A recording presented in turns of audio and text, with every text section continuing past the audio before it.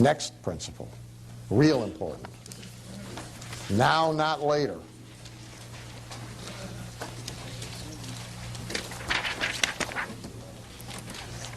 This is a biggie for a lot of reasons, because it's the key difference between poor people and rich people.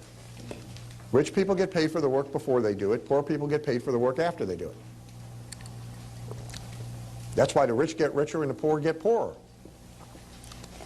Because the poor are getting paid late, the rich are getting paid early. If you're getting paid early, you got money. Real working poor people, think about their existence, because it's an analogy. They go work all week or for 2 weeks. Then they get paid. Why? Because we, the employers, want the use of the money for the 2 weeks. We're smarter about money than they are. So they work for a week or 2 weeks, then they get paid. They're chasing their bills, and they're buying under the worst possible circumstances. They buy their groceries by the day. They buy everything by the day. They pay the highest prices. They pay the highest interest. We are paid before we do the work. We got the use of the money. We got cash. Cash is king. We can buy right. We can buy big drums if we want to. We can get better prices. We can pay lower interest because we can put more down, et cetera, et cetera, et cetera. So you want to get paid before, not after. Early, not late. The whole concept to me of invoicing, I did it for like a year in business, and I quickly figured out, bad idea. You know, I've done the work, now I'm invoicing, now I'm waiting. How about eliminate waiting? Now, not later. A whole lot of businesses, part of their problem. Now forget the working poor, go to the small business guy. A whole lot of them are in trouble for the same reason. They can never get ahead because they're always getting the money behind. They're always late. Because everybody's always late paying them. Our business, in the speaking business, a very good friend of mine, he insists on invoicing. Fees and expenses. Now this used to be the way everybody did it, by the way. At any one given time, he's paid, think about this, 30 to 50 grand of American Express bills for travel that he hasn't yet gotten back, and he's running up another 50 on the Amex, and somebody is being paid in his office to keep track of all that and chase these people to get him to pay for it, and these are expense reimbursements. There isn't even any profit in it. And who's he work for? General Motors, GE. Do they really need Al Schwartz to be their bank? No, but they'll let him be if he's dumb enough to do it. They plan on that. Net 30 means net 90. Al Lowry used to have a sign in his office that said, "We shall pay no bill before it's time." Well, let me tell you something. You don't want to be the guy invoicing Al. That's a real bad position to be in, see, because the sign has another sign. So you want to get paid before you do the work. You want to structure. It's why prepaid was so good in chiropractic. And it's such a shame more chiropractors won't do it. And you want to know something else about prepaid for chiropractors? It's better for the patient. You know why? Compliance. Compliance. They prepay for $7,000 worth of care, they might show up. They might actually do the exercise you tell them to do because they're so heavily invested. Good deal for the patient. Best reason to do it, good deal for the doctor. So get your money early, not late. Look at how you can be paid long before you deliver, not when you deliver, and certainly not after you deliver. You'll be a happier camper. And Dan, just one question. Supposing you're doing work that's coming, say, through an agent or subcontracting, where they aren't going to get paid overall. Sorry. Supposing you're working through an agent. No money. No, it's not. Supposing you're working through an agent where... It may be on, but we got nothing. I got one up here. Give him this one. Hello? Oh, we're on. There you are. There you There's are. 2 switches on the mic. Okay. Okay. Supposing you're working, say as a speaker, and you're working from a bureau, and the bureau is saying, well, we won't get paid, and so on, like that way. So how would you put it that way? I'd get rid of the bureau. Well, I mean, that's my answer. And I mean, Kit and I have this conversation all the time, and he's, well, you know, but he gets a lot of business from bureaus. And see, the trade you make, I mean, I'm giving you a simplistic answer to a complicated problem, but here's the deal. When you have any layers, let's genericize it now for everybody. When you have any layers between you and the person giving you money, you got problems. Okay? You have vulnerabilities in your business. And you have bigger problems than the one you just identified. Okay? That's bad. But what's worse is you are dependent on someone else to feed you, who may be happy feeding you today, but may not be happy feeding you tomorrow. What happens if their brother-in-law decides to do what you do? What happens if they decide to do what you do? Hey, this is so good, he's making so much money, any nitwit can stand up there and do this, I'll do it. Mm-hmm. What happens if somebody else comes along and gives them 35% instead of 15%? What happens if, say, so the trade-off, and in the positives, we don't need to enumerate those for the rest of the group, there's always positives, but you're trading away control of your destiny. And it's a bad trade to make. Now, do you go home and fire them tomorrow? No, I don't suggest that. But I suggest that you create a plan to wean yourself off of them and take control of your marketing and your direct relationships with clients as quickly and aggressively as possible.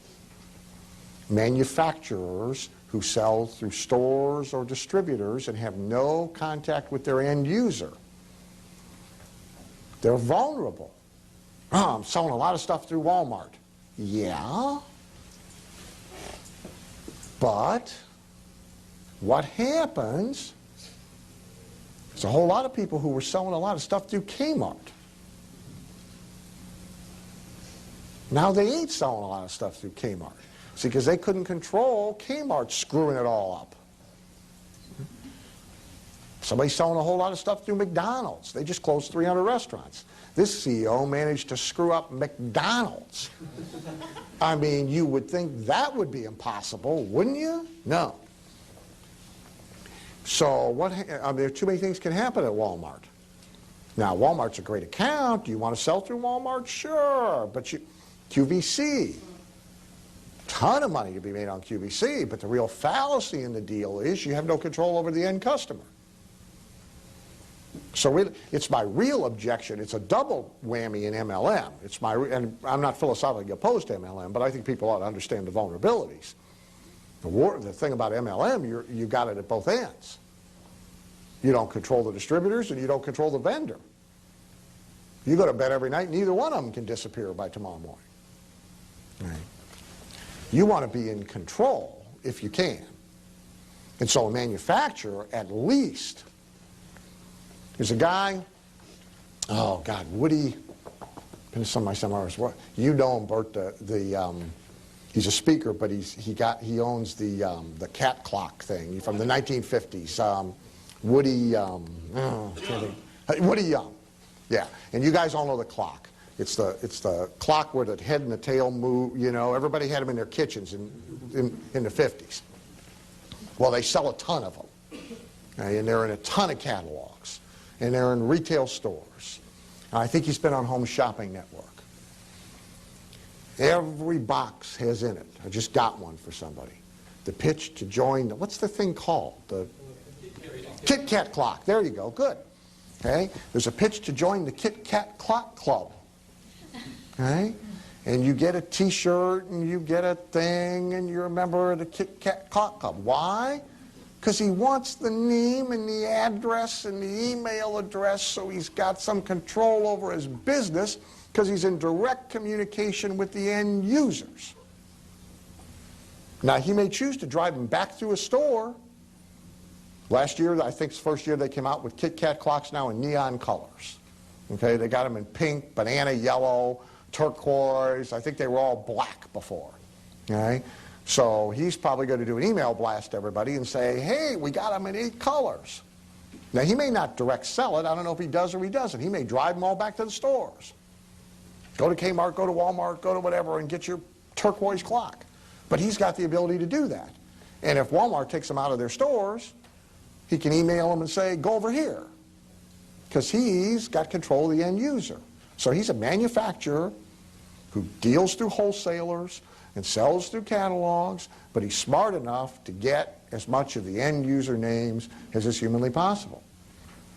All right. So you've got to be deeply concerned about a business where you don't have control.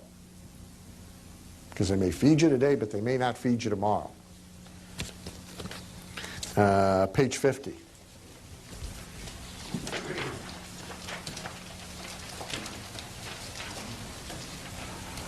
There's really 2 things about this. I'll actually do the second first. There's a really dumb thing that's told to everybody. It's gambler superstition is really its origination. The Kenny Rogers song. Don't count your money when you're sitting at the table. It's gambler superstition. Okay. And a lot of people transfer it and believe it in business and in life. Okay. And it's dead wrong. You want maximum money, you're focused on money, therefore you're always counting. When I call in, I want to know, are we making money? The second question I want to know is, how much have we made today? Matt and I talked about it at lunch. Same thing. He's always watching his numbers. How much have we made by 10 o'clock? How much have we made by 12 o'clock? If he's away and calls, he wants to know. Larry and I had a conversation. By the way, Larry, where are you? There you are. You're either shorter than I thought you were. There's a couple really tall people in front of you. Do you want me to keep your numbers to myself? I don't care. Go ahead. You don't care? Okay. He's having his first $450,000 month.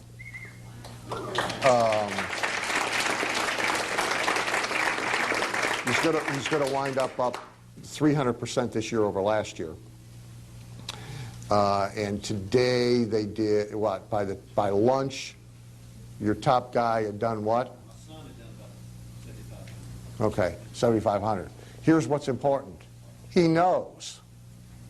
He's counting. He's paying attention. He's watching the money. It's amazing how many people don't know. I can stump them with marketing questions, but I can stump them with money questions too. Same day this month versus last month, are you ahead or behind in sales? Huh? Well, if you don't know where you are on the 10th of the month, by the time you figure it out on the 29th, it's too late. You're not going to make it up on the 30th. You got to know now. When we fill boot camps, when we're doing, right now, we're in the marketing for Ben Altadonna's in the fall, Mike Storm's in the fall, Joe's in the fall. I got to know where we are today as compared, if this is the 18th day of the marketing cycle, I got to know where we were on the 18th day of the marketing cycle last year in order to know if on the 18th day of the marketing cycle this year we're ahead, we're in trouble. Do we need to crank it up? Is there something wrong? Is it going great? Do we need a bigger room? I got to watch it day by day. He should be watching it half day by half day.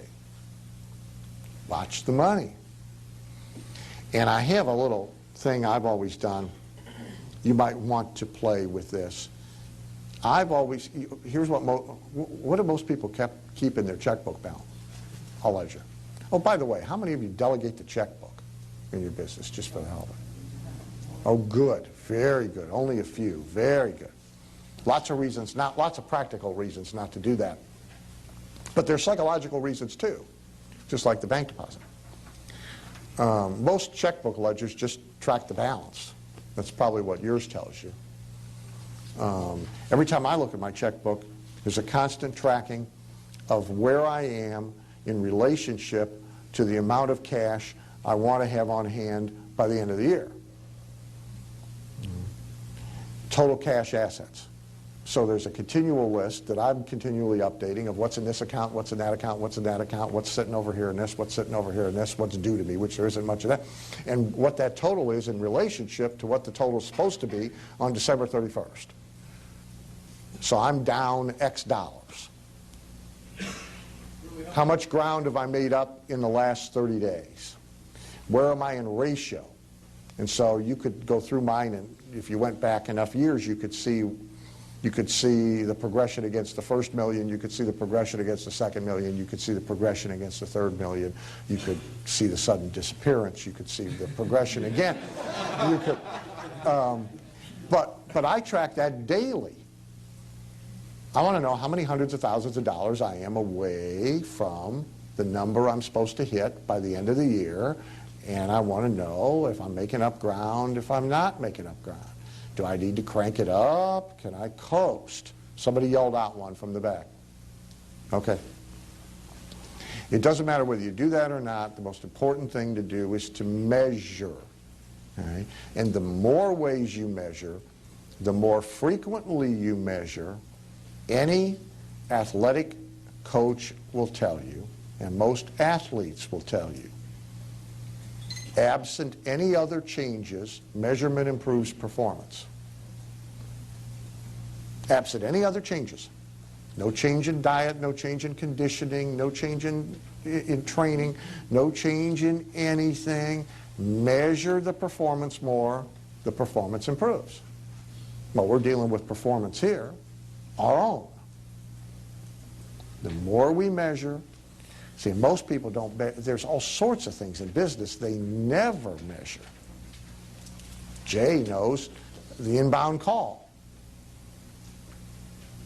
Can you believe this? There are doctors who couldn't tell you. Forget about the ratio. I know what you're thinking. They're supposed to know the ratio. How many appointments for how many inbound calls? There's doctors who can't tell you the first number. How many inbound calls did we get this week? I don't know.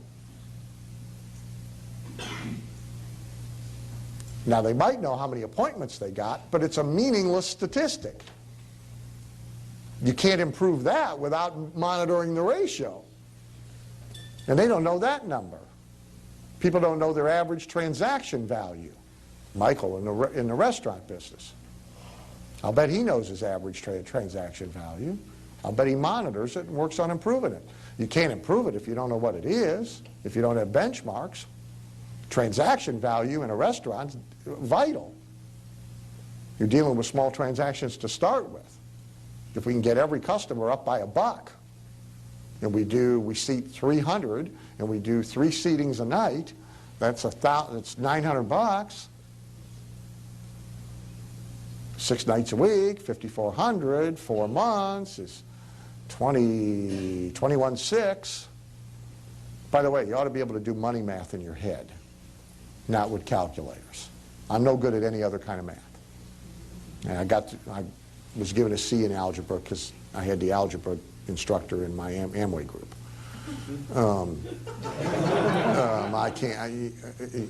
But I can't do any. But I can do money math, and it's amazing how many people can't do money math. They can't even figure this stuff out. You should be able to do that in your head. Okay? But you got to figure out what all the vital statistics are, all the vital money statistics in your business and in your bigger picture of where you're trying to get. And the more you monitor them, the more you measure them, the more you set short fuse targets. See, the reason Larry knows how much they did today is because he's got daily objectives. Some people have hourly, because that way you stay ahead of it. You don't get behind it. If you're managing X number of customers, you may be measuring how much they spend and looking at their spending patterns. Every business is going to be different. But if you put most people to the wall, they're sloppily and occasionally monitoring 4 or 5 numbers, 4 or 5 stats.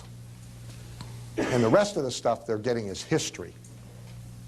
The bookkeeper or the accountant does it, and they see it a month afterward, a quarter afterward, or a year afterward. It's the equivalent of the annual performance review for the employee. Too long. You do that with kids. Imagine, annual performance review. Well, after they burn down the entire neighborhood, got to be more often, right? I have a client who said, I was at his place. Well, it was Paul Johnson. He don't mind me telling. I'm at his place. We're shooting his infomercial. And we're there on a day real business is happening. And now, to be fair, here's how good his marketing is. Paul in the room? Is Paul here today? No. Good. Then I can really talk about it. Here's how good his marketing is. It's like a 70% give or take close rate of people who come. They get to the facility, 70% of them buy. But this is total testament to all the pre-marketing, because I've seen the sales. The sales guy, up pulls this couple. Anybody in the room here, you could know nothing about sheds and you could have made this sale. Up pulls this couple, about a 5-year-old Cadillac, immaculate, gleaming. I'm a Marine license plate holder, flag thing in the corner, Marine decal in the other corner, right? Guy gets out, about 55, casual clothes, but pressed. Nice little wife with him. Looks like somebody stays home, bakes. He's got a brochure. He's got the brochure. He's got the testimonial booklet, and he's got a clipboard. Comes up, there's 4 different shed models. He's in and out of the sheds, they're outdoors. He's in and out of the sheds, exactly what you saw on the show where we were shooting. He's in and out of the sheds. Finally, he's back in one of the sheds. She's trailing along. He's writing on his clipboard. Out comes the sales guy. Young guy, goatee, sunglasses. Never takes the sunglasses off. Never asks a question. Answers questions, never asks a question. And I've seen the script. He's supposed to be asking questions like, what are you going to do with your shed? Never asks a question. Answers questions until he's answered the last question. Never tries a close. They stand there, they look at each other. Problem is, they don't know how to buy. See, he's supposed to know how to sell. They haven't been trained how to buy. They part company. Sales guy goes back inside to sit down and watch TV or drink Coke or whatever it is he's doing in there. Couple goes back to car. Comes back from car. Goes back into one shed. Is in there for 3-4 minutes. Comes back out, goes to car, drives away. I'm ill, right? I mean, it's all I can do. I'm thinking, geez, I mean, what a lay down this is, right? Now, keep in mind, they're getting 70% with this going on. I say to Paul, I tell him, we're driving now to somebody's house to shoot one of the testimonials. I said, you know, he said, he said, about a year ago we did some sales training and we did get a bump. A year? They forget their job over the weekend. Okay? Monday, you do sales training. You're spending all this money to get them there. You've got to have the functional person. If you're stuck in a business, you got people. I don't envy you, but if you're going to have them, you've got to fix them. daily.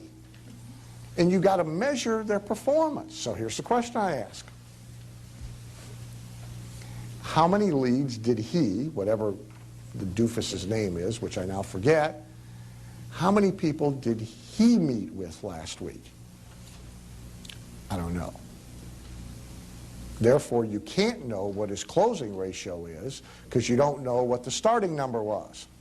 He does know how many total people came, but he doesn't know how many Al dealt with or how many Bill dealt with. Got to know. Got to be on top of that. Got to measure Al's average transaction size because there's upsells. There's window boxes, there's windows, there's solar panels, the money's all in the upsells. If you're running a car dealership, you don't just monitor the number of units the guy moves, you monitor the average sale. You monitor the margin, because they have flexibility in the margin, right? Guy could be the third best guy in total units, but he could be making you the most money. So every business has a bunch of stats that you need to be on top of all the time. And your own money stats. Where are you? Where are you trying to get to? I'm also big on figuring out ahead of time where the money's going to come from. Because if you figure that out at the beginning of every year and then you recheck it every month or every week, depending on how you get your money, then you can figure out what the dollar amount is that you want this year that you don't know where it's coming from, that you have to create something to get it. So every business has some stable sources of money, I hope. I mean, even mine does. So at the beginning of the year, I know, well, I get this much from Platinum. Done deal. In fact, we've already collected most of it. I got this much from my coaching programs. We got this many people who are due for expire this year. I know what our renewal rate is. I can do the math. I know what we're going to get from renewals. All right? I pretty much lay down, I'm going to average a consulting day every month, so I'll plug in 12 times $7,800. Okay, that's known. That's a known. Figure up all the knowns, deduct that from the amount of money I want. Here's the number. I don't know where it's coming from. It's X. Now I got to go figure out where to get X. What are we going to do to make X happen?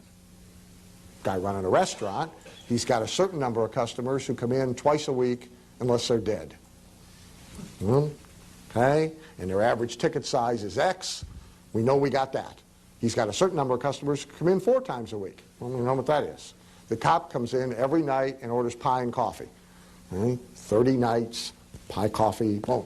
We could figure out what's going to be there for sure. Now, if we want it to be 50,000 this month, and the total we figure up that we know is going to be there is 25, now we got to figure out where we're going to get, how are we going to make the other 25 happen? What are we going to do? If you don't do these calculations, you're running around flying blind. You may be doing more than you need to do, and you could go play golf. You may be doing less than you need to do. But if you're not monitoring, if you're not working the numbers, you don't know. And remember, just specific to marketing. Marketing boils down to behavioral psych and math. That's it.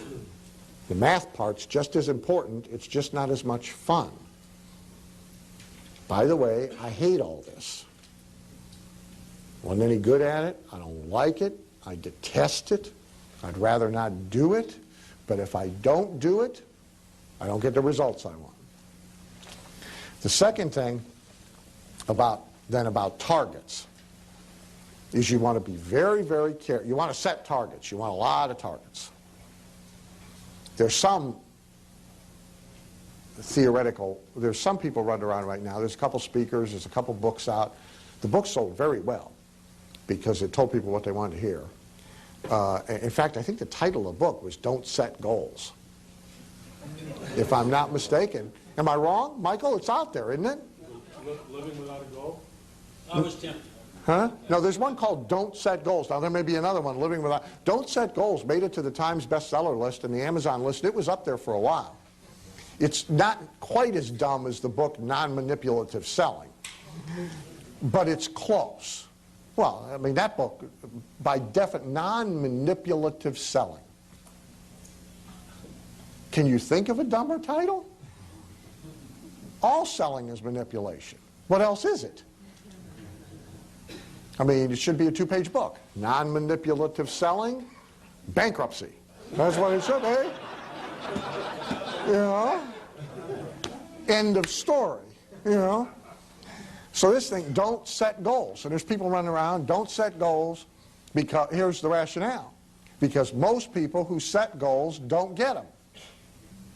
Well, most people don't do anything with anything.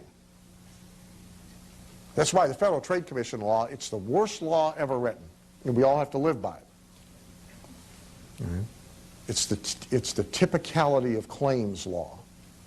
The typicality of claims law says that the claim, the promise you present to the marketplace, contextual, including your testimonials, should represent the typical results achieved by your customer. Okay? So in the way, well, since 95% of them do nothing, that kind of on a bell curve brings the average way down, doesn't it?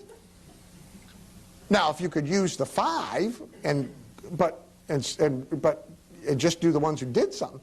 So in weight loss, for example, typicality of claim says you're only supposed to be, that's why you see all the, they'll show you other stuff and and it's risky, depending on how you do it, but they're always average or typical weight loss is, you know, a pound a week or a half a pound a week or whatever, because that's the real story. Not that you couldn't lose 20 pounds a week with this product, some people do, but there's 90% of the people who buy it who never take it, right? Or they don't follow the diet that comes with it. They take the weight loss pill and then they eat pizzas, right? Well, they're going to screw up your average big time. Right? So it's a very bad law. So the deal, oh, we're going to tell everybody not to set goals because most people who set goals don't get them. Well, most people who do anything don't get anything, the results from it.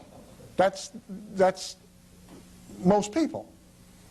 God forbid we should make our decisions based on the results most people get. You'd never do anything. Right? You'd never attempt anything. You'd never do anything. You'd put yourself in a cocoon. Right? So that's a bad justification. Every high achiever I know, tons of goals. One of the most successful guys I work with, he's working 300 to 500 at a time. Daily, weekly, monthly, quarterly, annually, carries them around in a big book. It's the only thing he schleps around with him. Goal book. Constantly trying to find out where he is. Where am I, where am I, where am I? Counting. Mm-hmm. But, very important. When you set your goals and you set your targets, don't restrict modus operandi, other than the list of things you won't do for money. You should have that list. That list is okay. You should have it.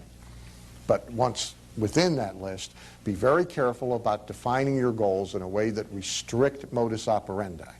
Most of the 5 major changeovers of my businesses in the last 20 years, my plan and strategy has been behind the reality, not in front of it. It started, and I saw it. Said, oh, okay, now we'll create a plan. Because what's happening by accident, we could make happen more on purpose. And this is better than what we were doing before. But if you restricted the modus operandi, it never would have been allowed to happen. You get it? Let's go to, holy crap. Where do I want to go to? Let's go to 9.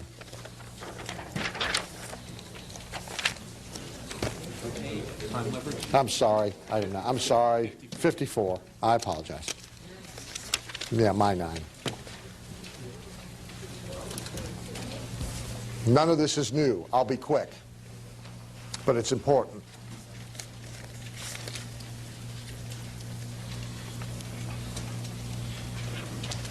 I'm amazed at the problems, like in coaching. You could divide everybody in my coaching groups pretty much. Here's one of the ways you could divide them. There's a third of them who are maximum get-doners. Month to month, lots of stuff. Boom, boom, boom, boom, boom, boom, boom, boom, boom. Okay? I mean, they're into implementation. Yesterday we had one guy who implemented during the event. I don't know, he took, it was Richard Roop, and he took Tony Wroblewski's strategy for collected testimonials that he presented the first day, had a website up, did an email campaign during the night, and had 47 testimonials by the end of the next day. I'd love to have him in coaching, because he's going to be fun. Those are going to be good calls and good meetings. There's a third at the other end who pretty much never get nothing done. They're around because they like the sound of my voice. All right? But pretty much not, they think it's a big month if they got one thing done. You know? I mean, I got a guy, this is 2 years ago now because I bounced him out. I'm trying to get him to do a broadcast fax campaign. It's 2 years ago. The conversation the second month after we talk about it is, I called the fax company. Yeah. That's it. In a month. In a month. Next month, I wrote the fax. 3 months before this is out. You could have mule trained it. And, I mean, well, I'm so busy, I don't have time. Totally out of control. You know. Then you got people who are in their state. Women, you wouldn't know this, but men actually now are talking on the cell phones at the urinals. Honest. Am I lying or huh? My privacy was being invaded. It would happen at the break. They're talking on a cell phone at the urinal. Their life is so out of control, they can't even pee in peace. You got trouble. I almost stopped and kicked this guy's butt the other day. I'm driving through my neighborhood, and here is this guy out in his front yard. He's playing catch with his kid, talking on the cell phone. I want to just kick his butt. Either put the phone away and pay attention to the kid or leave the kid alone. But don't send him the message, you know, that you are of such trivial importance that I can't take 15 minutes here without being interrupted with a phone call. I mean, I just wanted to take the phone and boom. So people they're just out of control with this thing. If you can't get control of your time, you aren't going to have to worry about managing money. So the list, nothing new. You got to escape the pure exchange of time for money. Pure billable hours businesses, you can make money. You're not going to get wealthy if you can't find a way to transcend the exchange of time for money. Because ultimately, you'll reach a point where you can't get any more per minute, per hour, per day from a straight exchange. I have a few clients right now that we've pushed. Neither they nor I can figure out another way to shove their minute, hourly, daily rate any higher than we've got it. We're like 20 times the average in their industry. I can't do it anymore. Fight for the highest and best use of your time. You got to fight for it because people are constantly getting you to do a bunch of crap that you shouldn't be doing, that somebody else should be doing, that doesn't contribute. I mean, on one hand, I went 2 years without buying gas. Somebody else had to put gas in the car because I ain't got time to buy gas. Well, it's a minimum wage. I mean, you know, somebody can go get gas, you know. And I mean, on one hand, as a result, I mean, I actually now occasionally enjoy going and getting gas. It's like, hey, normal life, this is what it's like. But really, I shouldn't be doing it now either. All right? And I got to stop. I got to get somebody to go get my gas. All right? I mean, Pete's wife did a great, I mean, it's laughable. I mean, I laughed, but if we did it with 20 things, it'd be good. she comes and helps when we have the coaching meetings at my house here. And so I tell her, you got to go to the store, because I haven't had time to get anything to the store. One of the things we need paper towel. Donna comes back with like 10 lifetime supplies of paper towel. I mean, I'm thinking like, a package, right? She comes back with a truck. I mean, I got enough paper towel. It'll outlive me, I promise you. But really, good deal. I got space. One more thing I never have to do again. And it actually appreciates better than the stock market or real estate. So really, it's an appreciating asset now stored in my business. You got to fight to stay on the highest and best use items. And you've got to be willing to let things not be dealt with at all in order to do that. I got faxes from people I haven't answered in a month. They're in the month-old pile. Some of them are on their third, and these are people trying to give me money, because I separate that. I mean, that's, by the way, the first thing I do when I look at anything. Is this somebody trying to give me money, or is this somebody trying to get me to do something for free? Right? Because anytime they're not trying to give me money, they're trying to get me to do something. I may need to do it, but that's neither here nor there. The A piles are always giving me money. But there's people I've responded to in a month, and some of them, they're on their third. I've been trying to, well, yeah, but I got my priorities. And so this will just sit. And if it's still there, great. If it's not, there's another bus coming. Don't wait. You got to be willing to just set stuff aside and not do it. People in their businesses, what do they do when the mail comes?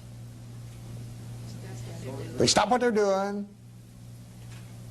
They all, in a big office, they all whoop out of their offices. If there's not a mail room, they're all out there. They want to look at the mail. Rarely is there anything in the daily mail that requires immediate attention or is more important than what they should already be working on. It'll wait. Faxes. Just because it's fast to send it doesn't mean email. Oh, what's the other thing they're doing? They're at their urinal with the cell phone checking their email. Please. Get with it. Note the word mail. Mail. It's just another pile of mail. When the mailman comes, if you're in the middle of peeing, do you stop, do a Kegel exercise, run out there and get the mail? No. So don't do it for email either. It's mail. There are people checking it every 10 minutes. They're owned by it. Get more than one paycheck for each job. Right? Get paid from more than one source. Figure out a way to leverage your herd, your influence, your relationship with your customers, what it is that you do. My business as a consultant, I'm going to tell them, oh, you need recorded messages. You don't have recorded messages? Great, we're going to hook you up with this guy with recorded messages. You need this, going to hook you up with this guy. Why? Because I'm money. I'm going to get 8 paychecks from one deal. That's the way it's supposed to work. Stack up passive income. Passive income's better than active income once you have enough active income. I'd rather have, well, I'll tell you, because it's a good example. Andy said to me,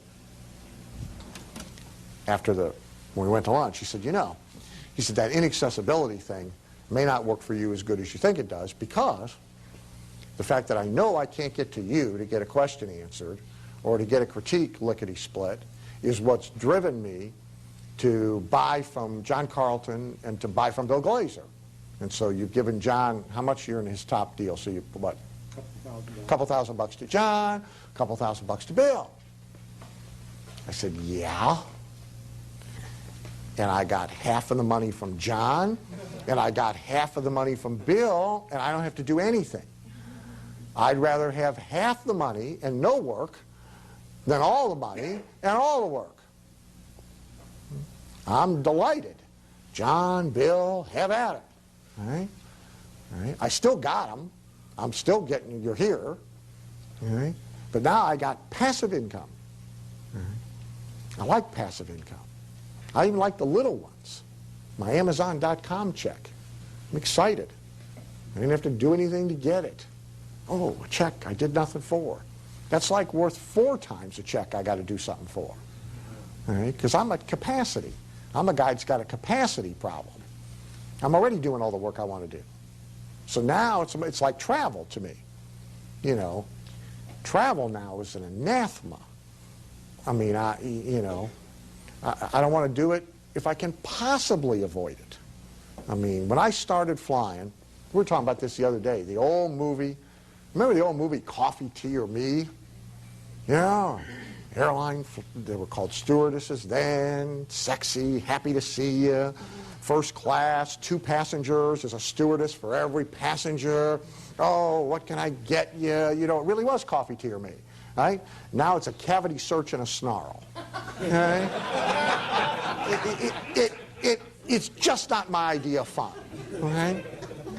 So $5,000 at home, to me, I'd rather have $5,000 and be home than $15,000 and go get it.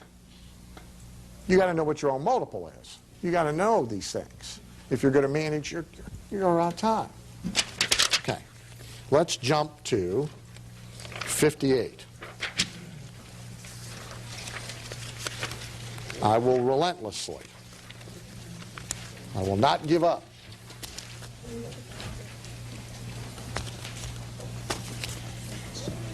First of all, you got to have a price strategy. You may not like mine. You may want to be Walmart for one reason or another. Walmart, very successful company. Can't argue against their price strategy yet. But you at least got to have one. And here's what it shouldn't be. It shouldn't be the things that artificially suppress price. Your price strategy should not be motivated by fear. It shouldn't be motivated by guilt. It shouldn't be created by industry norms. Hey, let's see what everybody else is doing and do that. It shouldn't be by easy comparison, because you can fix that. You can change that. And a big thing that suppresses price is the absence of a sales system. And so, because we got a bad sales system, we have to have low price. No, fix the system.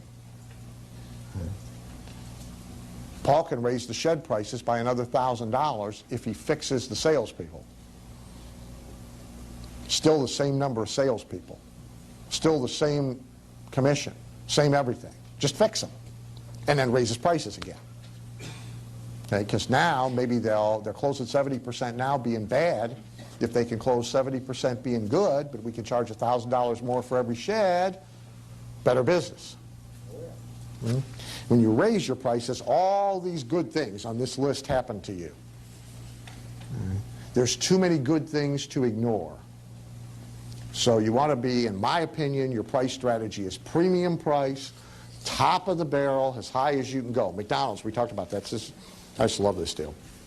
McDonald's. 2 months after launching they copied the value menu deal. Their dollar menu. 2 months after, this is the slow boat thing, Tom, you and I were talking about. 2 months after they launched their dollar menu, they determined that charging folks only $1 for a burger, I'm reading to you, I'm not even paraphrasing, charging $1 for a burger tends to lower profit margins.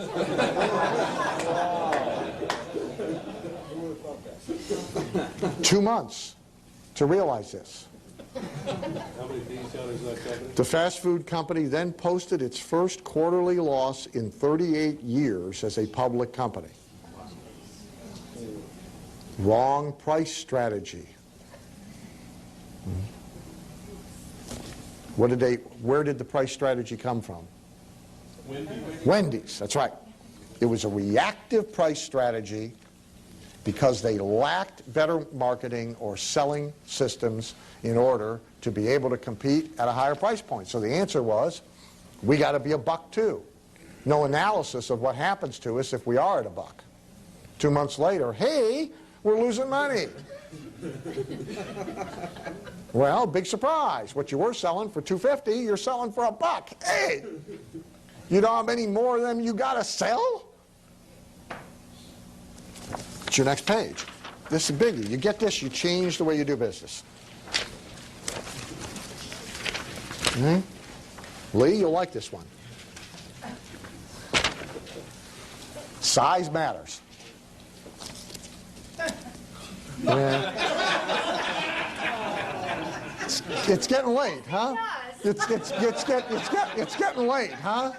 Yeah, stay with me here. We got 2 more hours. I'll give you a break in a minute. Let's say you want 200 grand a year. If you're going to do it at $99 a pop, you need 2,000 of them. If you're going to do it at $4,000 a pop, you need 50.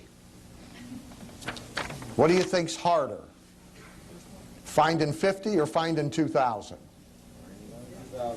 Finding 2,000 is harder at any price. And finding 2,000 at 99's harder for a whole bunch of reasons, including the fact you don't have the money to spend to go find them. For $1 million, the numbers are even bigger. You want to do it at $99, you want to do $1 million a year, you need 10,000 units. 10,000 units of something. Then you got to have infrastructure. You got to have somebody to ship 10,000 units. You got to have inventory of 10,000 units. You're handling returns from 10,000 units. You're keeping accounts on 10,000. Now, there's reasons. I mean, I can make other cases, like building up a business to sell it. I mean, there's things we can talk about. But if you want maximum wealth from your own, high transaction value. And even if you have low transactions, you ought to have a high transaction end of your business slack adjuster to make up some of the slack. That's the problem. Is Ott here? There you are. I mean, that's your whole problem. You think it's because you're not getting done and you're not doing. See, he can't. He's an office supply, retail office supply business, okay? And he's doing phenomenal. You can't do better marketing. Forget it. You aren't going to get any better. You're already great. All right? You're just in a bad business. All right? And I'm going to tell you something. You can't fix bad economics with good marketing. You can't do it. I have clients trying to do it all the time. We got to make the ad better. Don't matter. If we double the results, you're still in the toilet. The math sucks. And we can't double the results anyway. We already got a good ad. I mean, a guy come to me, it's about a month ago. He's got a full-page newspaper ad he's running. Halbert did it. It's good. At his worst, it's good. It appeared to me, looking at the ad, Halbert actually worked on this.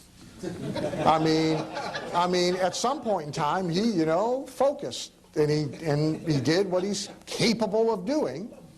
Hey, let me tell you something. Pound for pound, dollar for dollar, he's so much better than I am, it isn't even funny. If you can get him to work. And this is good. And this guy comes to me, and he wants to hire me because all he needs to make money is a 6% improvement in response.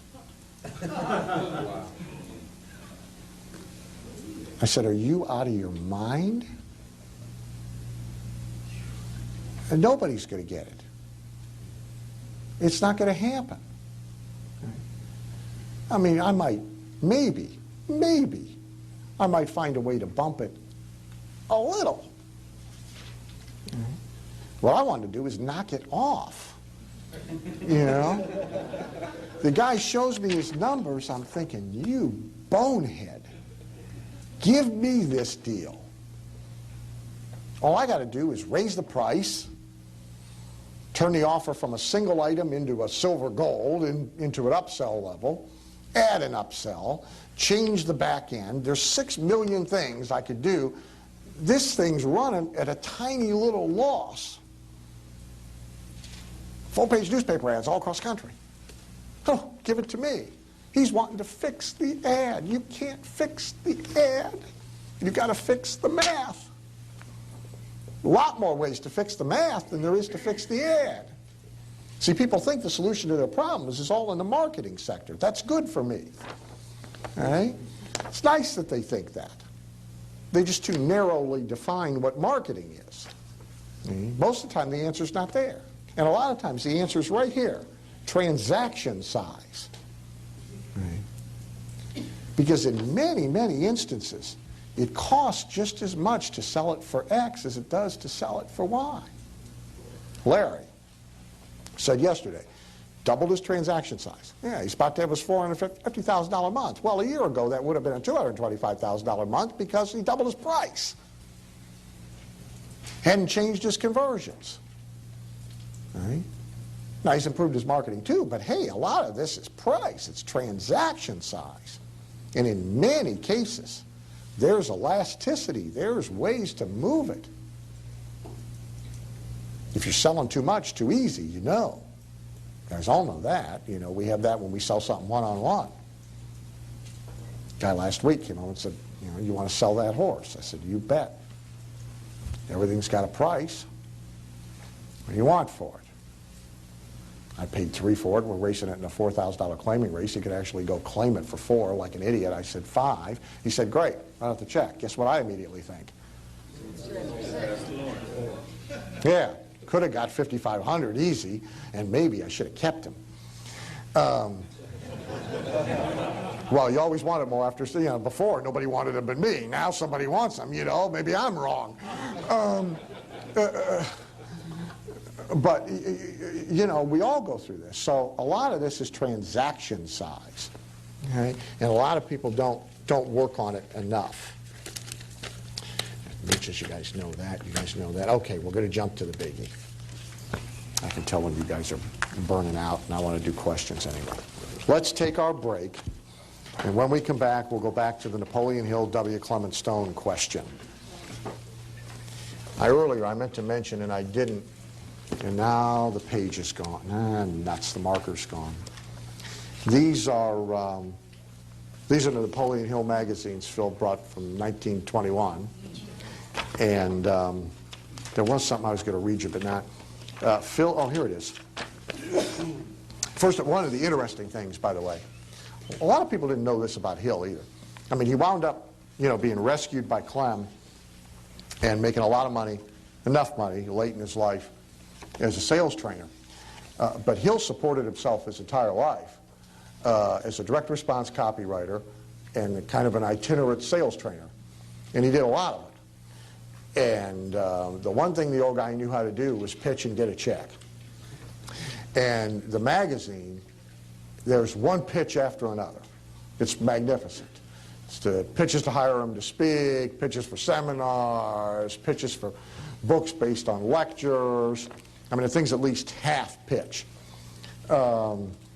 This just kind of links to the all news is good news deal. And of course, nothing is new. Here's an ad for a new lecture by Napoleon Hill, The End of the Rainbow. It's brief, I'll read it to you. This lecture, like all of Mr. Hill's others, is built out of his own experience. It covers the 7 turning points of his life, each of which was marked by what looked to be an irreparable failure. Throughout this entire lecture, a certain principle may be seen, running like a golden thread that binds each incident of the experience into a guiding line that leads finally to the end of the rainbow. The lecture will take you back into your yesterdays. It will bring back to memory those disappointments which seemed to end your happiness but later turned out to be blessings in disguise. It will carry you back over a pathway that was laden with thorns and watered with tears, back to the day that Napoleon Hill first began as a laborer in the coal mines. After you have gone with Napoleon Hill down through the valley of the shadow and up over the mountains of toilsome heights to the end of the rainbow, you will love mankind more than you did before. You will be more tolerant than you were before. You will be bigger and broader than you ever were before. And you will be inspired to undertake more than you ever thought of undertaking before. This lecture is Mr. Hill's crowning career masterpiece, and if he never contributes anything else for the good of this and future generations, this one lecture is enough to ensure him a place in the hearts of his fellow man for a long time after he has passed over the great divide. And then, of course, there's a call to action. It's great copy. Phil, are you gonna reprint these babies? No. You're not. You chicken, you. There's so much good stuff out there that is freer than that. Okay. All right. Okay. Too bad. All right. So, our friend Napoleon Hill winds up, after all of this, having to be hired by W. Clement Stone. W. Clement Stone is inspired by Napoleon Hill and winds up with a ton of money. A number of differences, many of which we talked about during the day, but here's the big one. Now, if you remember, we talked about the title of Napoleon Hill's book, Think and Grow Rich. Who knows the title of Clement Stone's book?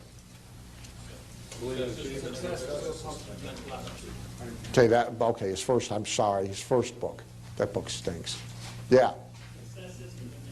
Bingo, The Success System That Never Failed. It is the book you should read. But you don't have to read it to get this, because he put it in the title. The difference is on page 66, and the key word is system.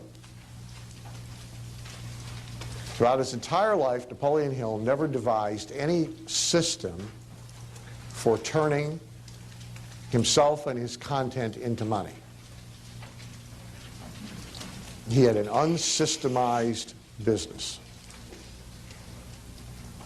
W. Clement Stone applied the philosophy in an environment where he was able to create a marketing and mostly, in his day, a manual labor selling system that was reliable and predictable. It used human labor, but pretty much did not require good human labor. They could be plugged in and out. He had a true sales system, and that's the difference. If you look at Guthrie Ranker, now I started to work with Guthrie Ranker when they thought, talk about restricting modus operandi, they thought they were going to be the infomercial company that sold the world self-improvement and success information. It's why they got into the business. Well, they got into the business for a money reason, too.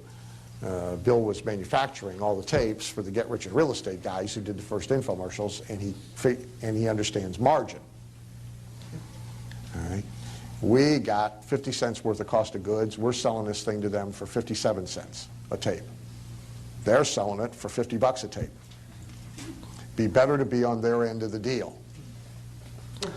So there was profound money motivation, but also Bill particularly in love with, as many of us have been at any one given point in our time, self-improvement, wanted to share it with the world, and so they believed they were going to be the self-improvement company driven by infomercials. Hence the first show, Think and Grow Rich, done with the foundation. The second show, Personal Power, done with Tony. Gradually came to realize that it was hard, that now you'd pretty much exhausted the ability to have hits, discovered how hard it is to sell self-improvement, but knew how to make infomercials work. If you look at the company today, which the first year Tony was on the air, they maybe did 20 million. Last year, maybe 750 million. Okay. This is a big business. But the business is nothing like it was. But the business is now systemized. And all they're doing is cloning the same system over and over again. And I've said many times there's a lot of things they don't do well, but there's enough things they do really, really well, and they've gradually decided to do only those things they do really, really, really well, that therefore they're making a lot of money. They've mastered continuity retention, continuity marketing. They've mastered continuity of consumable products, and they got it down to a science. And so if you analyze their business today, it's the proactive acne treatment business, the Victoria Principal skincare business, the comprehensive vitamin business, and anything else that they attempt fits the same system. It's got a star.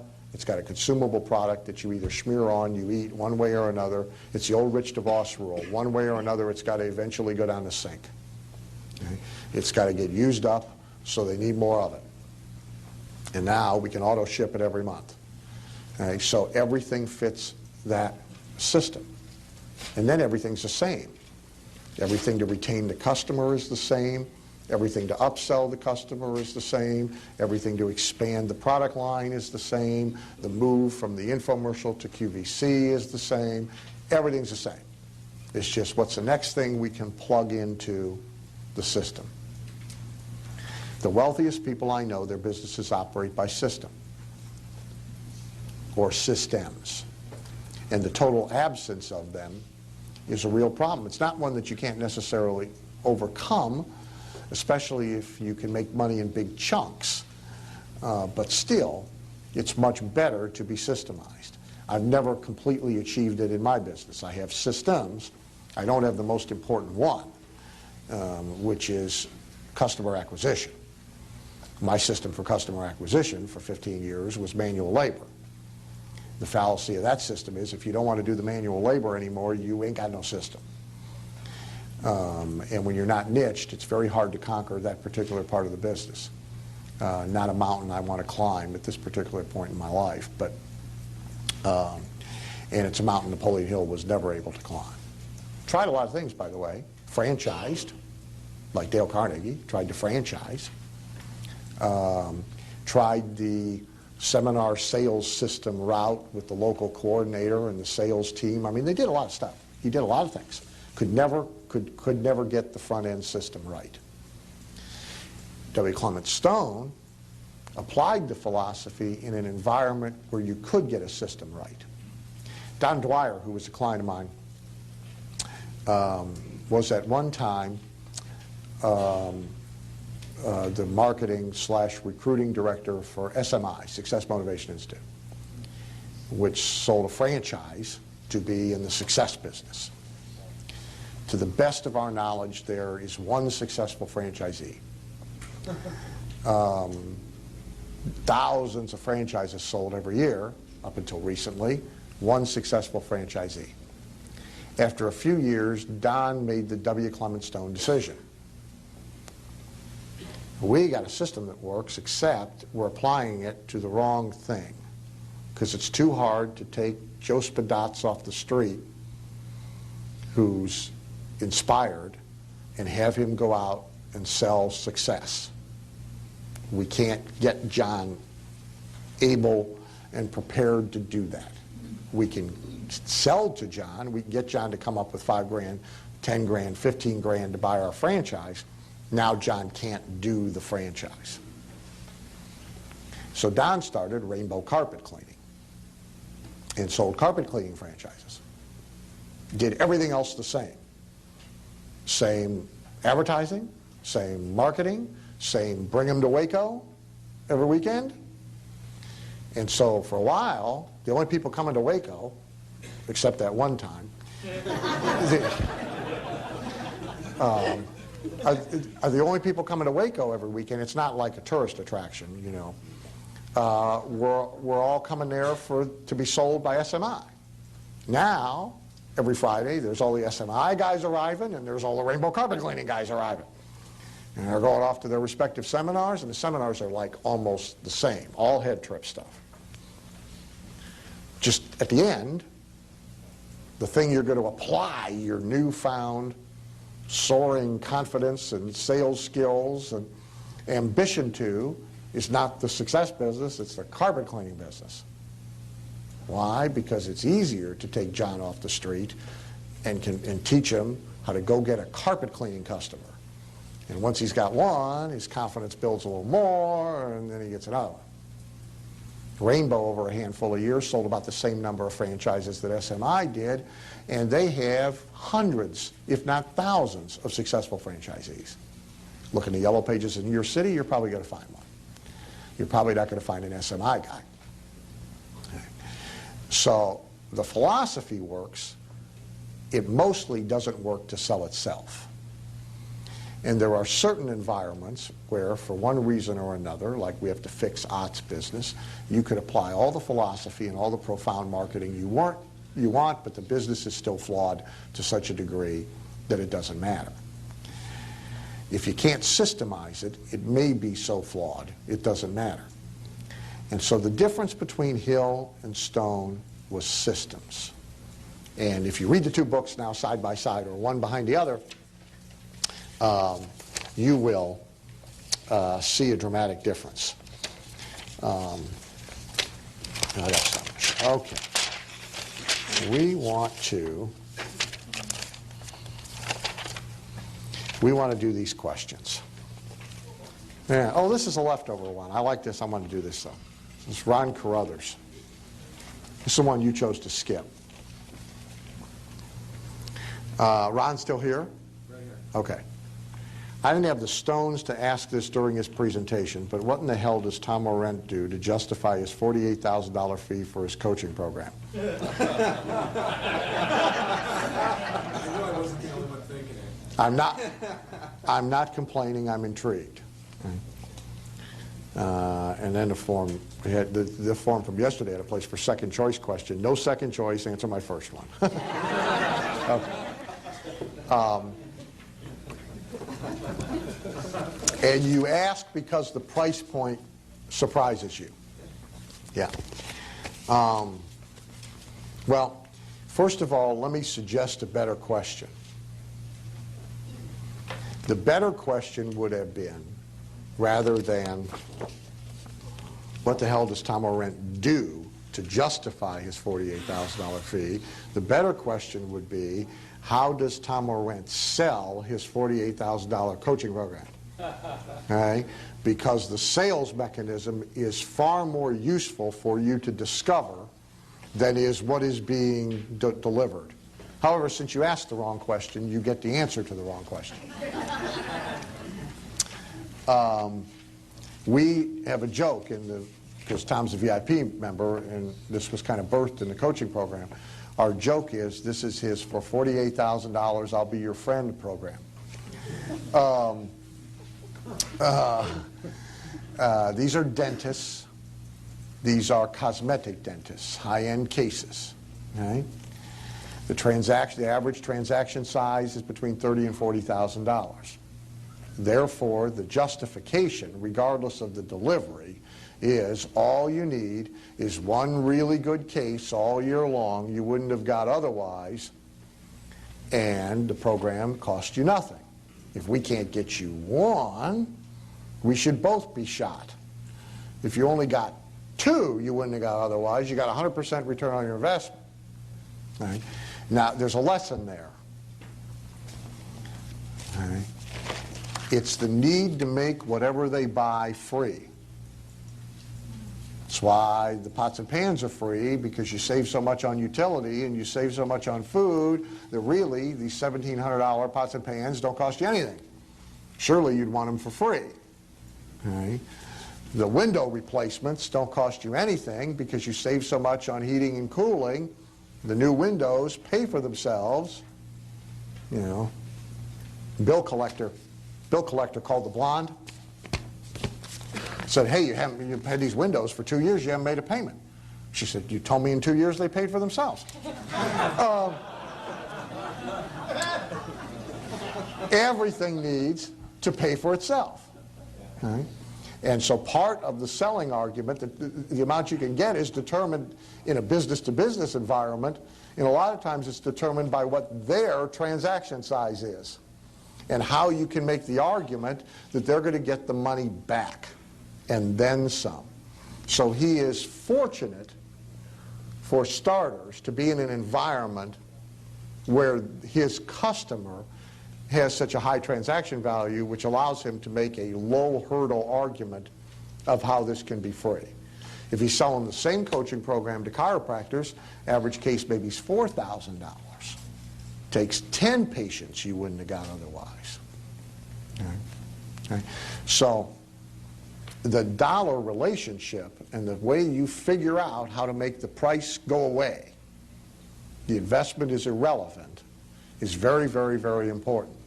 Now the delivery, It's really very much a standard. It's very much like Gold Plus VIP for dentists. Okay, they meet several times a year for roundtable brainstorming sessions. The group size is limited. They have telephone coaching time. They get his lower levels of things bundled in. They come to the annual event for free. They have one 911 emergency thing that they can get to them if they need them within 48 hours. And so it's a coaching package.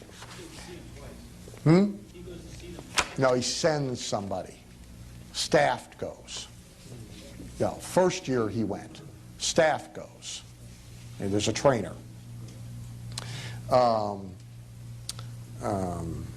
There is a $70,000 program as well.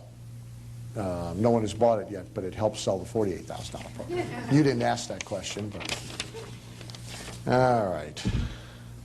Oh, here's a goodie. Okay, that was, if you're keeping track, Michael, that was Ron Carruthers. Hey, you know, okay. Greg Neal. Greg here? Greg here? Too bad, it's a good question. Well, he can't win a prize. Funny question. Is there any way to get your attention without having to pay you a massive amount of cash?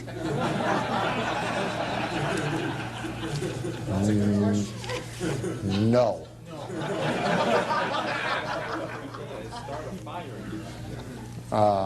Hey, fire didn't work. No, it was on fire. You know, it took time for Get to get my attention. And I was still trying to finish the phone call. Dan, can I give you an answer? Yeah. You wouldn't park your Jaguar in the garage with a tarp on it? Yeah. Without getting your attention? Yeah. Well, that might. Briefly, though.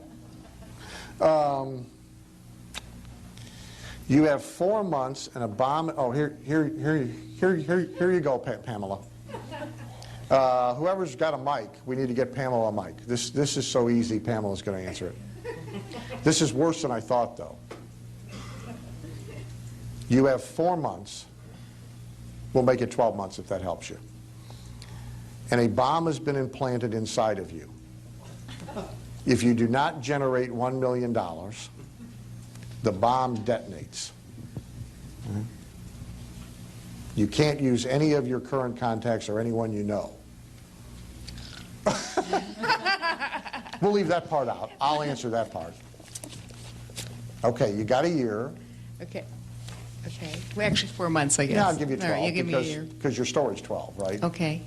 Yeah. Yeah. Yeah. Well, 12's good enough. Okay. Well, the reason you're throwing that question to me is that about a little over a year ago, I sold my company, and I proceeded to get it back about 3 months later, which was not quite what I had in mind, was not what I was looking for, and but it opened my eyes, and so I really had this opportunity. I was basically bored with a lot of what I was doing. I know, nonetheless, I was bored with what I was doing, so I thought, you know, this is my opportunity to really start fresh. I could do anything I want. Not only that, what about all the stuff I've learned over the years through Dan and all of my other mentors? And what if I actually used all that stuff right from the start of building a business? And so what happened, it was about almost a year ago today that I got the business back. And then I just thought, all these things that I've learned, like, for example, one thing that Dan always said that really struck me, and you didn't come up with this but yourself, but it was just like the principle of massive action. And I decided I'm not going to do things on a small level anymore. I'm going to do things big. And I work in a niche industry. I work in the financial service. I work with insurance agents and financial services agents and so on. And it's not a tiny industry, but it's not huge. But I wanted to stay within the niche, and I wanted to do something totally new, but I wanted to do it on a massive scale. And so the other thing that happened was I decided that I wasn't even going to promote my own stuff, which, you know, I mean, that was a little bit of an ego blow. Many years ago when I first met Dan and I started consulting with him, he told me, I said, you know, I sell mostly to financial services professionals, 90% of my clients are male. And here's what my closing ratio is, and here's what my back of the room ratio is. And he says, well, you know, it doesn't matter how good you are. There's going to be some men that are never, ever going to buy from a woman, which was total news to me, you know. Because I never had any kind of image of a glass ceiling or anything like that. But just everything that kind of came together, I ended up promoting somebody else's idea who had a wonderful idea but had never really been able to promote it, didn't understand anything about marketing, and he had remained a total secret. And I'm just going to give you a nutshell of what it is. Basically, it's a way to recapture all of the interest that you pay to credit card companies, to car finance companies for your mortgage and so on, recapturing all that money that would normally just piss away and give to banks and finance companies, put it back in your pocket, plus quite a bit more, usually double or triple that amount. And so I took somebody else's concept, started promoting him, and used everything you have ever taught me about marketing in terms of customer acquisition. We went to, you know, I didn't have enough customers of my own to do this on that level, so we started going to joint venture partners. We started buying customers through associations. We started buying customers through the different media that advertise and that have connections with our customers. And we did this on a much bigger scale, and we're getting numbers that none of my colleagues in the industry have seen in terms of number of people that'll like sign up for a teleseminar or sign up, show interest in this particular topic. And part of doing that was I did a massive amount of work on all the principles that you're talking about here today. It wasn't enough to just have learned all those things from marketing, and it wasn't enough to have a great idea that everybody seems to want to get their hands on.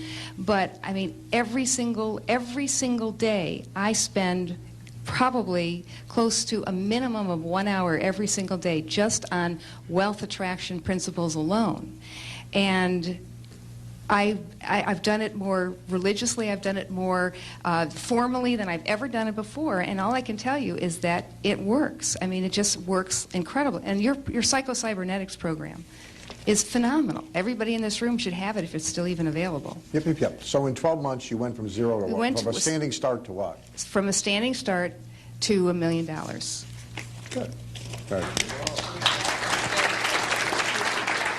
Right. Knowing what you know now, what would you do differently to create and retain wealth if you were just starting out today? Whose is that? Yours? And your name for scoring purposes? Denise Clement. Denise what? Clement. Probably only going to be one Denise. You can just get close. Close enough for government work. Knowing what you know now, what would you do differently to create and retain wealth if you were just starting out today? Well, I mean, my dream is, you know, a second life, but keep the brain. I'd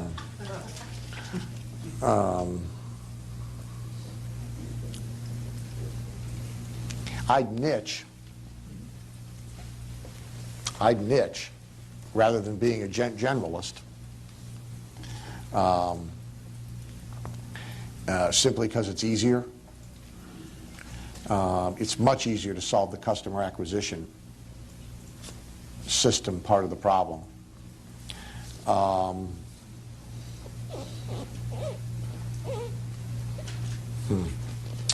I would I do what Pamela said. I would probably, because I do it now and I didn't do it early, I would work more on the head trip stuff every day in a more formalized way, rather than catch as catch can. What does that You know, mean? well, a scheduled time, block time for it, a curriculum plan. You know, rather than listen to this tape, listen to that tape, idea here, idea there.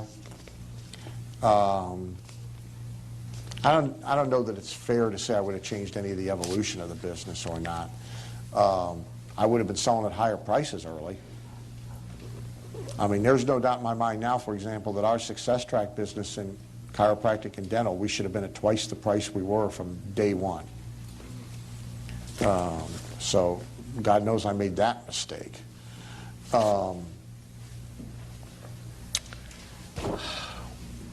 I would have, this is small, but I would have bought my own office building.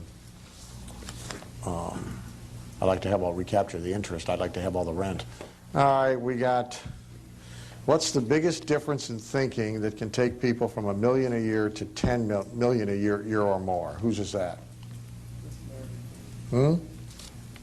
Anybody? Going to claim it? If you're not going to claim it, I'm not going to answer. Yeah, I'll claim that. You said you didn't. I want to hear your answer. Thank you. No, but we'll give him a running shot at it. Yeah. Give him credit. Put him in the contest as if it was his question, because we're going to make him answer it. Where's the mic? You really liked the last 2 days, didn't you? Huh? Yeah. Well, he's smart enough to answer this question. He doesn't need me to answer this question. All right. You've gone from 0 in your business to what in how many years? Yeah, to whatever, between $1 million and 10 million. Yeah. Multiple millions. Yeah. Yeah. And you ain't working all that hard. No, we take vacation. Yeah, you bet but you take come on, this boy works damn hard. Huh? This boy works damn hard. Oh, please. Oh, please. I'm not shoveling ditches, but So what's the answer? It's hard work. Do you want to hear your question again? No, I know the question. Okay. I know the question. All right, off the top of my head. Delegate everything on my plate as fast as I can. Only do the stuff that I know makes money. Do lots of stuff that doesn't make money, but I don't know it till the market tells me and I get kicked in the ass. So execute really, really fast. That's a biggie. Yeah, execute really fast. But that only happens with the first one, which is, because I keep creating stuff to do, I got to just spin it off and find other people to do it as fast as I can. What's your business? Well, we do a number of things, mostly having to do with marketing and advertising and entrepreneurship in the insurance industry. That's a vague answer, but we've got 4 businesses, so lots of stuff in that area. The question specifically is difference in thinking. Okay. All right, number 1, I ain't the only guy that can do really important stuff. I may be the only guy that can do the highest level of marketing in my business, but there's a lot of stuff in the business that I'm really, really good at and tend to hold on to. So Not going to get to 10 mil on your own. I ain't going to get to 10 million on my own. That's the biggest bad news part of the answer to this question. Yeah, It's going to be very tough. What's If that? you like, it's going to be very Yeah, tough. it does. I mean, it's if you going to like to play require it, it's you going to know. require growth in team. Yeah. I mean, if you like to play it lean and mean like I do, you're going to, in our kind of businesses, in information-driven, service-driven businesses, you're going to cap out at right around 2.5 to 3 mil a year, and you're not going to be able to go any farther without people. Yeah, I would say that's a really big difference in thinking. Is the plate of stuff that I think a lot of entrepreneurs tend to hold on to is, and they're good at, there's a lot of stuff on that plate, and they ought to probably get rid of 90% of it, because it's isolating those 2 or 3 things that make a lot of money that you should be spending almost all your time on. All right. In my area, I'm the best marketer at what I do, which he is. In your area, hell, probably in the country. He's in the painting business. My competition doesn't come close. So since this is the case, the question in short is, how come I'm not rich?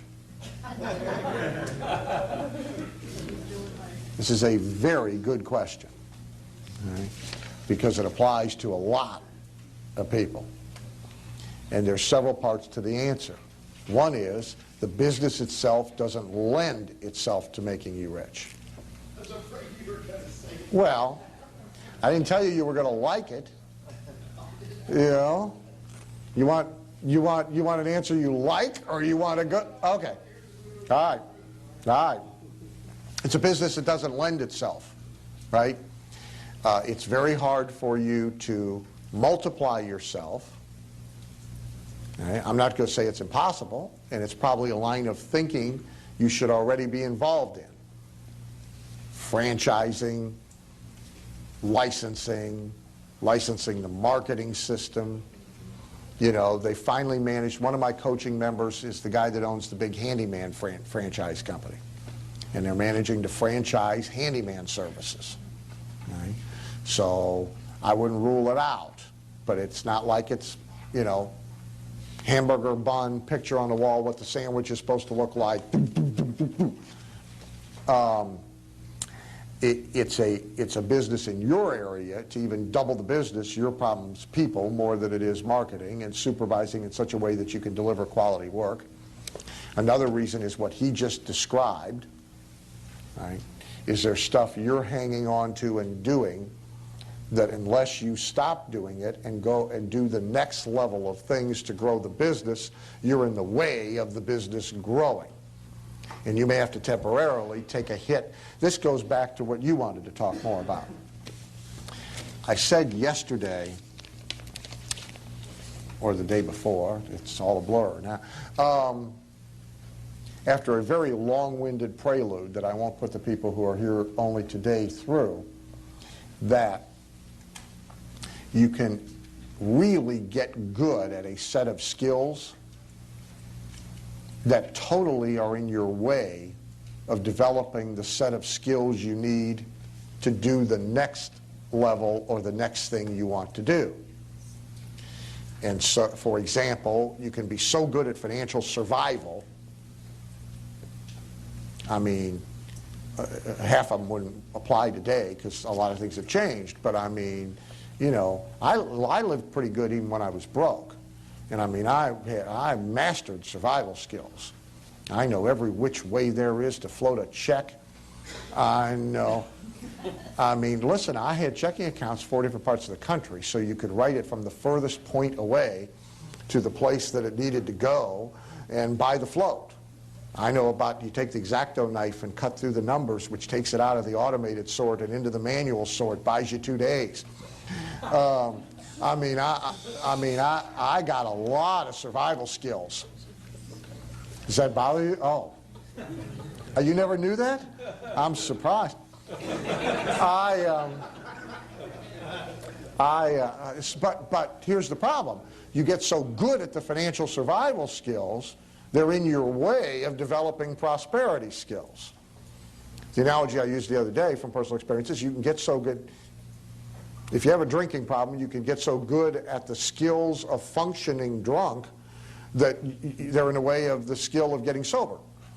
So in your business, and I know your deal because you're in the coaching program, like one of the things you're really, really good at is the personal sale. And that's a set of skills you've mastered and you're good at and you're, as he said, loath to let go of. But there's no way in hell your business can ever make you rich as long as you're doing the personal selling. So take Chet Rowland, who's here. Now Chet, in the pest control business, is like you are in your painting business. He goes out and makes a call, he'll close them. Right? If you go do a termite tent presentation, what's your closing rate? Well, I get most of it, but you're always going to have the guy that just wants to lowball. Yeah, I know. You're going to be, I know. You want them all. But I mean, you're like, what, 80% plus? Yeah. What's your best guy? Probably 52. Yeah, okay. He's got to be willing to calibrate the economics of the business to be okay at a 50% close rate and not go make the sales calls. And the temptation, because otherwise he can't have, how many customers you got? Well, I got over 3,000 active. Okay. And how many pest sprayer guys you got? I got 5 guys that actually go out. Techs. So he can't do that if he's going to go sell every new account. So even though he's got the best skills, and even though he can't replicate himself, he'll never get any of these guys to 80%. He could train them from now until doomsday, and he ain't going to get them to 80%. But No way he's going to get that business to a size where he can sell it for a ton of dough and walk away and be rich with him going out and making all the sales calls. And you just sold Orlando, didn't you? You sold one city. So there's a lot to it. There's the business itself. There's how can we re-engineer, reinvent the business. See, because lots of businesses you can make a living in a lot of businesses. You can make a very good living in a lot of businesses. You can be a high-income person doing everything yourself. It's very hard, though, doing everything yourself in a traditional business. See, there's no way in your business with my anathema to employees and excessive. See, I couldn't do your business. And doing it alone, you know, see, I can do mine alone, and I was able to generate enough income to achieve my wealth goals, but I'm in a big high transaction, price elastic business. I'm able to transcend billable hours by the royalties, where I'm getting paid for something I wrote 5 years ago, multiple streams of income from the same client. I got a lot, you know, I got a lot of opportunities that you don't have in your business. So you've got to figure out a way to re-engineer that business. You got to take a look at getting out of your own way. I mean, there's very real reasons why, the answer to your question, why you're not rich, that have absolutely nothing to do with either your technical competence or your marketing competence, and may not have much to do with this head trip stuff. So in essence, then, it's the same damn thing as when I started in the business, because I was completely alone, painting with a roller brush and a sprayer. I had to let go at some point to hire employees who weren't as good as me and make that decision emotionally to do that. That's right. Now you got the same emotional hurdle. You know, if you were going to say, for example, now go work 4 cities instead of 1, and have a joint venture partner in each city, and you're going to control the marketing, and they're going to have the crews, you got to make the emotional adjustment never to go make a sales call again. Right? That's the deal. That's the answer. And it's kind of the $1 million to $10 million. It's the, you know, it's all of that. And it's very hard for the sole proprietor, particularly in a service business, to let go of doing the service. That's the first problem, and he got over that. Because he says he used to be the guy who rolled the paint in the carpet cleaning industry. Getting them to have a second truck and send somebody out to do the job is like pulling teeth. Because they know the guy's not going to do the job the way they would do the job. They fear the reprisals, the reputation damage. They know the guy's going to quit and they're going to have to replace him, all that stuff. But you can't you hit the ceiling. So you got through this once. Now, the good news is you already know how to get through it. See, it's what I say to people. I told people earlier when I started harness racing driving, awful. I mean, god-awful. I'm barely competent now. I've crawled my way from awful to barely competent. All right? But here's the deal. Well, but here's the deal. Everything I've ever done, I was awful when I started. I know the process. I know how to get from awful to competent to good to really good. I know the process. It's a system. I can overlay it on just about anything. All right? I've already been through the process. I know what's going to happen next. I mean, I can feel it happening. So you've already been through this process. Now you got to take the process you already did successfully once and apply it to the new set of circumstances you have to conquer. Then you can get rich. And you just got a lot of value. You're welcome.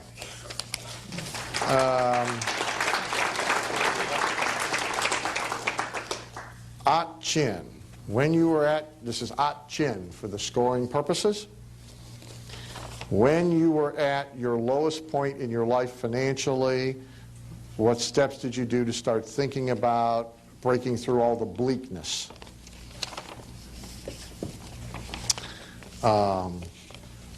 I strongly suggest to you a trip to the record store and buy a lot of comedy CDs. That's a practical answer, and also you need to lighten up, my man. Bleakness. What a word. I hurt. Bleakness.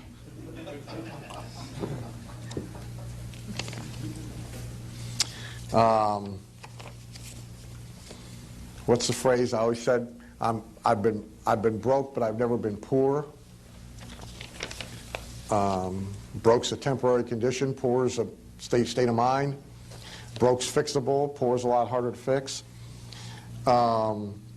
Here's the most practical answer to your question, though. When you're in a crisis or survival or perplexed or fix-it mode, make this a short answer because it probably doesn't apply to many people in the room.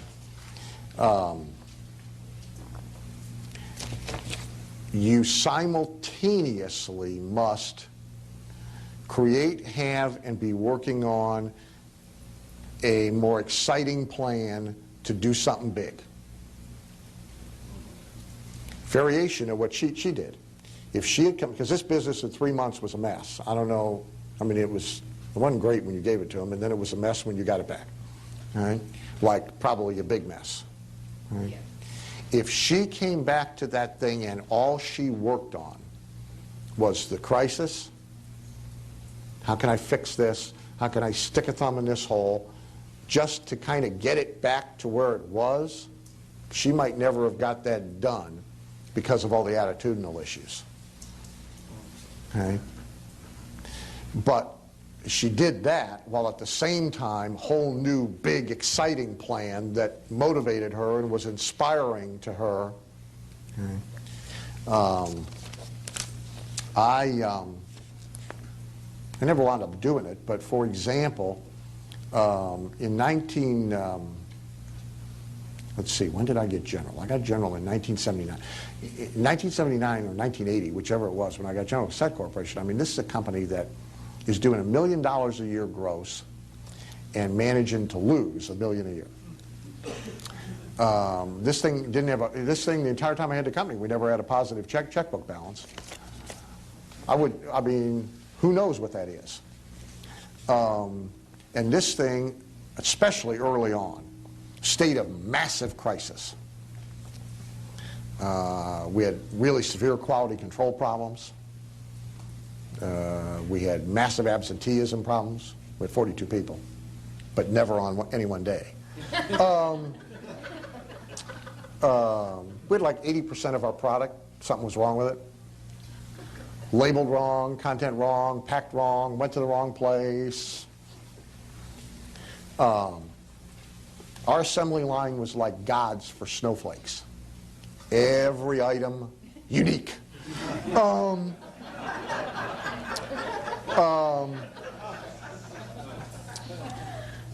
Old shtick, rolls around in the subconscious. And I mean, so vendors cutting you off, not shipping stuff. I mean, every day was crisis. And from the moment, you know, first thing in the morning to the end of the day, there's always one problem after another. You know? And part of it, if all you did was focus on the survival, and I did for a little while, and to my detriment, I mean, I'd have gone nuts if I hadn't been simultaneously working on a bigger, better plan. I mean, at the time, one of the things I was working on was buying Nightingale Conant. Never did it, but it was part of the bigger, better plan. The bigger, better plan changed, but nevertheless, if I'd have just been working on the stick the whole thumb in the dike deal, you know, I'd have found a tall building somewhere probably before that thing was over with. I mean, because it is ugly.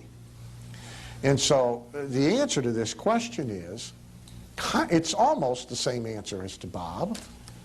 I mean, you've got to get, Vance's term, you've got to get out of the little box you're in and completely re-engineer your business plan. Doesn't mean you got to quit the business you're in, but you got to completely re-engineer your business plan. You know, I mean, not that this is your answer, but remember, Quill, who I'm sure you gnash your teeth every time you see their catalog out, but Quill, which I believe is now the largest mail order marketer of office supplies in the country, That was two guys in a little office supply store somewhere who weren't making any money. They had a retail store, and they were getting their butt kicked. And that was before Office Max. And those guys, new plan. All right?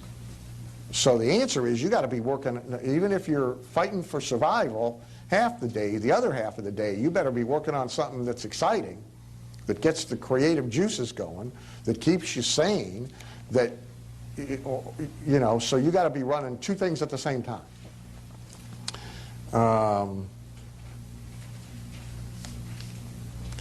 Okay, Robert Scrobb, sorry.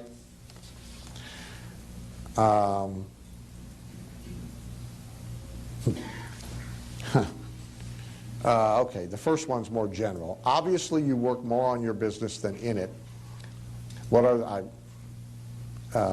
you may give me a little more credit than I deserve.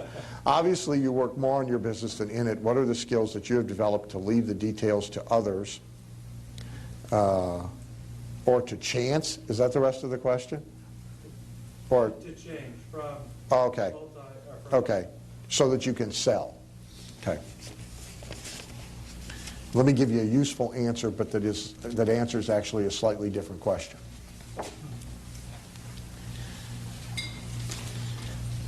Here's a regimen most people would not think I have, because I cultivate that because I try and convey that I don't.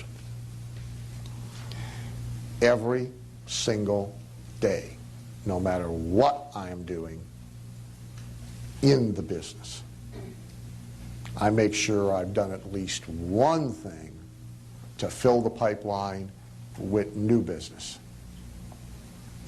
I'm not going to go to sleep without doing one. Last night I had to do it when I got home. This morning I did it at 5:30 in the morning before I left. Got one fax out. Only got one, but I got one. I'm going to do something every single day, no matter what I'm doing, to fill the pipeline with new business. Because otherwise, at some point in time, the pipeline's empty. Maybe not. Maybe mine would fill itself now. But I got enough paranoia. Okay. And it's Andy Grove at Intel who said, you know, paranoia is healthy. Charlie Jarvis said, just because you're paranoid doesn't mean they're not out to get you. Yeah. So no matter how much you're in, see now like his challenge is to get out and work on. And it's more of a, like Michael said, it's more of an emotional adjustment, you know, of letting go of things and letting them not be the way you would do them or as good as you would do them. You know? And so with Carla and now Vicki in the office, I don't go there. Never did, no matter how much time I spent in Phoenix, no matter how much time, not in the office. Used to make the joke, disturbs the staff. It does. I never went there. Why? Too small of an office. I hear things. And I hear stuff that's not happening the way I would do it. And I'm going to be in it. All right? And I'm going to be working on it. And am I going to make it better? Yeah. Am I going to force them temporarily to do it exactly my way? Yeah. But the numbers are okay the way it is. So I leave them alone. I'm the macro manager and have been for years. I mean, there's stuff I couldn't tell you how it's getting done. You know, Vicki came in and, you know, Carl to her credit built her a monstrous procedure manual and everything the way it was being. She says, can I change? I said, I don't care what you change. Do it any damn way you want to do it. I don't even want to know. I'll fuss about it if my numbers go bad. But otherwise, I don't care. Move the furniture, make it blue, change the filing system, I don't care. The only mandate I got is we do refunds first thing in the day. That's the only mandate I got. Other than that, I don't care. Make the list different. Is it the way I do the list? No. Is it the way but, you know, so you got to let it be. Just like Chet has to be okay with a 52% close when he knows he could get 80. You know? And the carpet cleaning guy's got to be okay with the fact that they're not going to move the heaviest piece of furniture in order to clean behind it. She's never going to know the difference. The guy they send out on the truck is going to clean around it, and he would move it. But to have a second truck, this is emotional stuff more than it is practical stuff, you know. And you buy the time to use the Gerber terminology, you buy the time to work on the business purely by not working in the business. Can't do both, right? Can't do both. Now, I've never, I won't say never, maybe 4 or 5 times in my entire life have I used a junior copywriter to do rough drafts for clients and then fixed it. I do that myself. That's working in the business. I have done it for my own stuff, by the way, but I haven't done it to clients. Okay? But there are people in my business who do, and it buys them time to work on the business. Because something that I would bill at $30,000, you could pay a junior copywriter $3,000 to get you to rough draft, and it's perfectly acceptable. So you could fault me for that.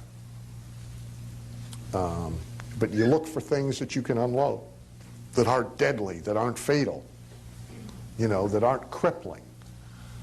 You know, I mean, in the transition and in the change now, and it's no, you know, there's some mistakes made, but you know, none of them are fatal, none of them are crippling, and none of them have affected my numbers. And it's all about the numbers. You got to get yourself a herd. It ties to what we talked about earlier, the contact with the end user, you know, the customer. You got to control the end user. In my type of business, which would affect Bert, Michael, Pamela, a lot of people in the room, in my type of business, there's a formula. 2,000 herd, $1 million plus a year. How many millions a year you want? It's as predictable as the day is long. Give me the 2,000, I get you the mill. Huh? Net.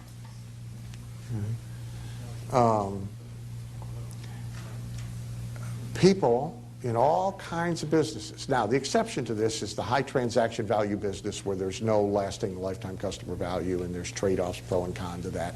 You know, the guy selling a $45,000 cosmetic dentistry case, should he worry about putting people on a continuity program from mouthwash and toothpaste to $29 a month? The answer is no. Just go get another $40,000 deal. Okay? But for the most part, the surest wealth formula is a herd. Raving fans who will give you money repetitively for whatever it is that you do. And a lot of businesses understand, focus on this principle. They're based on the principle, they just don't really do it very well. Guy owns a chain of hair salons. What's that business all about, really? It's about the herd.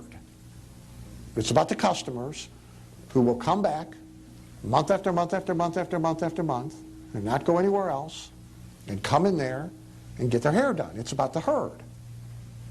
It's a herd business. Now, most people running it don't thoroughly get it. They kind of do, but they don't get it the way we get it. For example, they may be leaving the contact of the customer up to the stylist. If they're doing that, they don't understand the wealth is in the herd. Got to own the herd. The stylists are replaceable. What happens in the hair business, by the way, more often than not, because of this, stylist moves, takes customers with her.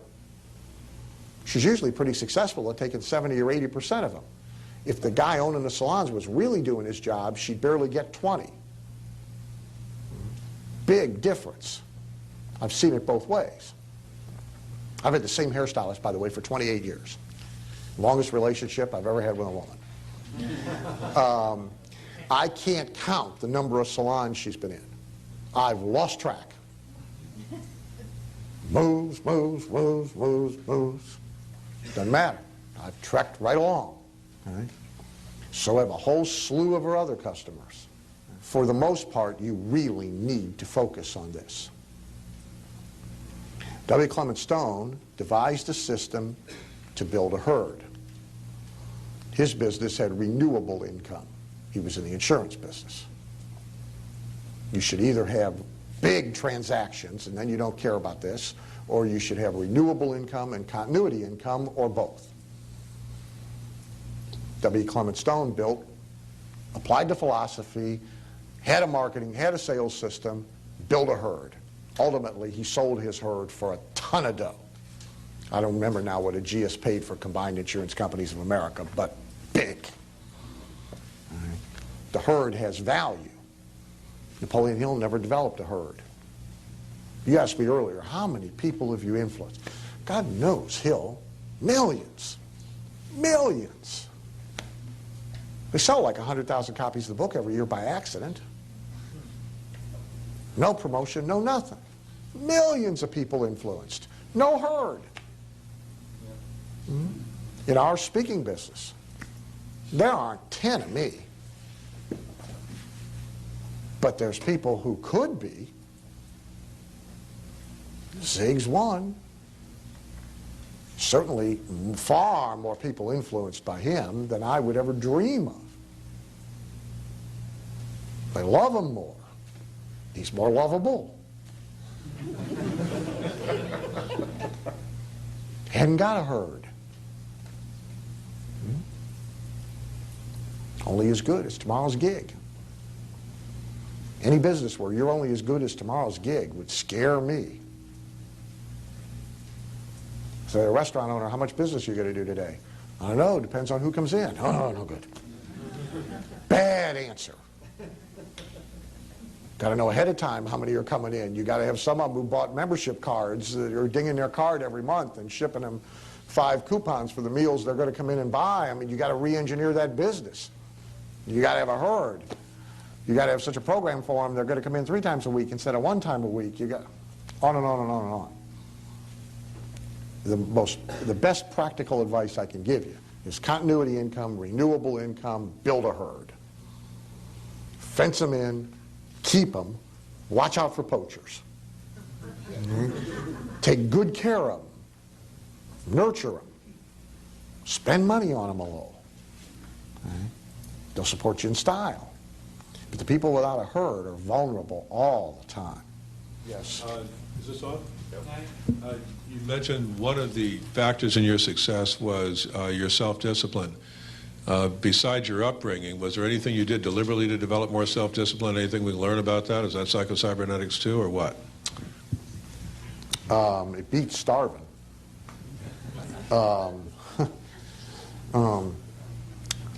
When you're short on talent, discipline's the best substitute.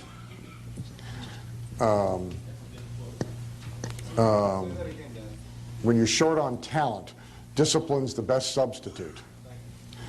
But some upbringing, you know, as an aside, we've discovered a hiring secret. You and I have talked about it. Would you guys like to know how to actually dramatically improve your chances of hiring somebody worth having?